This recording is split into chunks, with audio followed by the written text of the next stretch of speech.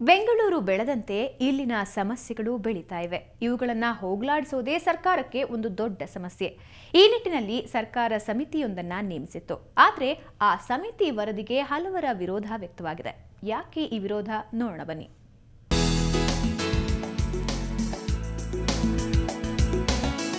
ನಿವೃತ್ತರ ಸ್ವರ್ಗ ಉದ್ಯಾನ ನಗರಿ ಎಂಬೆಲ್ಲ ಬಿರುದಿದ್ದ ಬೆಂಗಳೂರು ಇದೀಗ ವಿಶ್ವದ ತಂತ್ರಜ್ಞಾನ ಮತ್ತು ಹೊರಗುತ್ತಿಗೆಗಳ ರಾಜಧಾನಿಯಾಗಿ ಬದಲಾಗಿದೆ.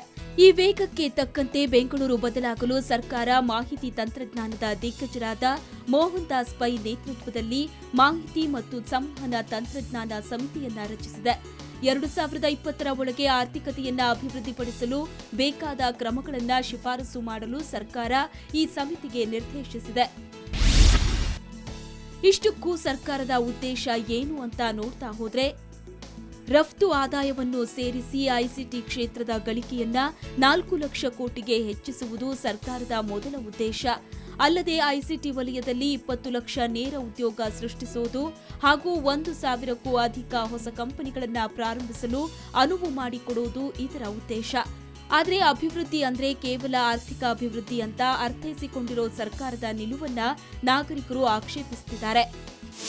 ಅಭಿವೃದ್ಧಿಗೋಸ್ಕರ, ಬೆಂಗಳೂರಿನ ಅಭಿವೃದ್ಧಿಗೋಸ್ಕರ ಅಂತ ಅವರು ಹೇಳ್ತಾ ಇದ್ದಾರೆ. ಆದರೆ ನಾಗರಿಕರಿಗೆ ಅದು ಅಭಿವೃದ್ಧಿ ಅಂತ ಕಾಣೋದಿಲ್ಲ. ಅದರಿಂದ ತುಂಬ ಎನ್ವೈರ್ನ್ಮೆಂಟಲ್ ಡ್ಯಾಮೇಜಸ್ ಇದೆ. ಸಲಕರಣೆ ಬೇಕಾಗಿರುವ ಇನ್ಫ್ರಾಸ್ಟ್ರಕ್ಚರುಗೆ ಸಿಗ್ತಾ ಇಲ್ಲ. ಯಾಕಂದರೆ ಅವರು ಬೇಕಾದಷ್ಟು ನೀರು ಬೇಕು, ಅದು ಬೇಕು, ಏನೇನೋ ಬೇಕು, ಅದು ಸಾಧ್ಯ ಇಲ್ಲ. ಈಗ ನಮ್ಮ ಮಟ್ಟಿಗೆ ನಾಗರಿಕರ ಮಟ್ಟಿಗೆ ಬೆಂಗಳೂರಿನಲ್ಲಿ ಫುಲ್ ಫ್ಲೆಜ್ಡ್ ಹೌಸ್ಫುಲ್ ಥರ ಹೇಳ್ಬೋದು ನಾವು. ಹೌಸ್ಫುಲ್ ಅಂದರೆ ಇನ್ನೇನು ಮಾಡುವಾಗಿಲ್ಲ, ಏನಿದ್ರೂ ಬೇರೆ ಕಡೆಗೆ ಹೋಗಬೇಕು ಅವರು. ಅಲ್ಲದೆ ಈ ಸಮಿತಿಯಲ್ಲಿ ನಾಗರಿಕ ಕ್ಷೇಮಾಭಿವೃದ್ಧಿ ಸಂಘಗಳನ್ನು ಸೇರಿಸಿಕೊಳ್ಳದಿರೋ ಬಗ್ಗೆ ನಾಗರಿಕರು ವಿರೋಧ ವ್ಯಕ್ತಪಡಿಸುತ್ತಿದ್ದಾರೆ. ಮೂಲಭೂತ ಸಮಸ್ಯೆಗಳನ್ನು ಗಮನಕ್ಕೆ ತೆಗೆದುಕೊಳ್ಳದ ಈ ವರದಿ ಕುರಿತು ಆಕ್ಷೇಪಗಳು ಕೇಳಿಬರ್ತಿವೆ. ಅಲ್ಲಿ ನೀವು ಕೋರಮಂಗ್ಲನೋ ಮತ್ತಿಕೆರೆನೋ ಎಲ್ಲೋ ಕೂತ್ಕೊಂಡು you are going to make a report ಅಂತಂದರೆ what is the meaning of this? Why don't you ask people who are the residents of that area? You take the response, you take the participation, ask those people. ಬೆಂಗಳೂರಿನಲ್ಲಿ ಹೊಸ ಯೋಜನೆಗಳನ್ನು ರೂಪಿಸುವ ಮುನ್ನ ಯೋಚಿಸಬೇಕಾದ ಅಗತ್ಯವಿದೆ. ಆರ್ಥಿಕ ಅಭಿವೃದ್ಧಿಗೆ ಮಾತ್ರ ಗಮನ ಕೊಡದೆ ಇಲ್ಲಿನ ಸಾಂಸ್ಕೃತಿಕ ಹಿನ್ನೆಲೆಗೂ ಆದ್ಯತೆ ನೀಡಬೇಕಿದೆ. ಬೆಂಗಳೂರಿನಿಂದ ಕ್ಯಾಮರಾಮನ್ ವಿಷ್ಣು ಜೊತೆ ರಜನಿ ಎಂಜಿ, ಸುವರ್ಣ ನ್ಯೂಸ್. ಜನಪ್ರಿಯ ಹಾಸ್ಯ ನಾಟಕ ಸಂಸಾರದಲ್ಲಿ ಸರಿಗಮ 1297ನೇ ಪ್ರದರ್ಶನ ಕಾಣ್ತಾ ಇದೆ. ನಗರದ ರವೀಂದ್ರ ಕಲಾಕ್ಷೇತ್ರದಲ್ಲಿ ಹೌಸ್ಫುಲ್ ಆಗಿದ್ದ ಪ್ರದರ್ಶನದ ಮಧ್ಯೆ ಸಮಾರಂಭವೊಂದನ್ನು ಆಯೋಜಿಸಲಾಗಿತ್ತು. ರವಿಶಂಕರ ಗುರೂಜಿ ಅಧ್ಯಕ್ಷತೆಯಲ್ಲಿ ನಡೆದ ಈ ಸಮಾರಂಭದಲ್ಲಿ ಕಲಾ ಪ್ರೇಮಿಗಳಾದ ಟಿ ವೇಣುಗೋಪಾಲ್ ಹಾಗೂ ಕಲಾವಿದರಾದ ಜಯಂತಿ, ತಾರಾ ಹಾಗೂ ಪ್ರಿಯಾಂಕಾ ಉಪೇಂದ್ರ ಅವರನ್ನ ಸನ್ಮಾನಿಸಲಾಯಿತು. ಕಳೆದ 23 ವರ್ಷಗಳಿಂದ ಈ ನಾಟಕದ ಬೆನ್ನೆಲುಬಾಗಿ ನಟನೆ, ನಿರ್ದೇಶನ ಎರಡನ್ನೂ ನಿರ್ವಹಿಸ್ತಾ ಇರುವ ಸರಿಗಮ ವಿಜಿ ಅವರ ಸಾಧನೆ ಎಲ್ಲರ ಪ್ರಶಂಸೆಗೆ ಪಾತ್ರವಾಯಿತು.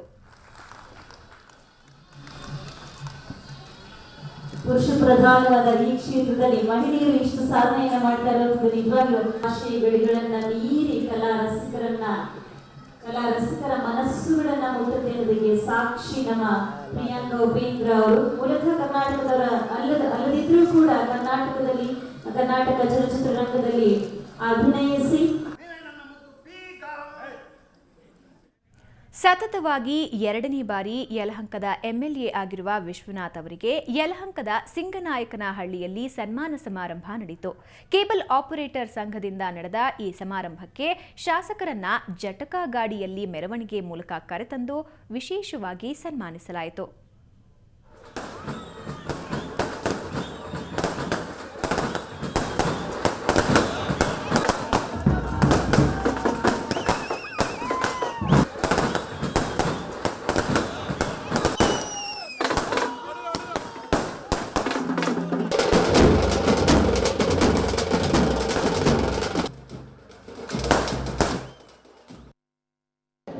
ಚುನಾವಣೆಯಲ್ಲಿ ಗೆಲ್ಲೋದು ಮುಖ್ಯ ಅಲ್ಲ, ಗೆದ್ದ ಮೇಲೆ ಆ ಜನಗಳ ಪ್ರೀತಿ ವಿಶ್ವಾಸಕ್ಕೆ ತಕ್ಕನಾಗಿ ನಾವು ಕೆಲಸ ಕಾರ್ಯಗಳನ್ನು ಮಾಡಬೇಕಾಗ್ತದೆ.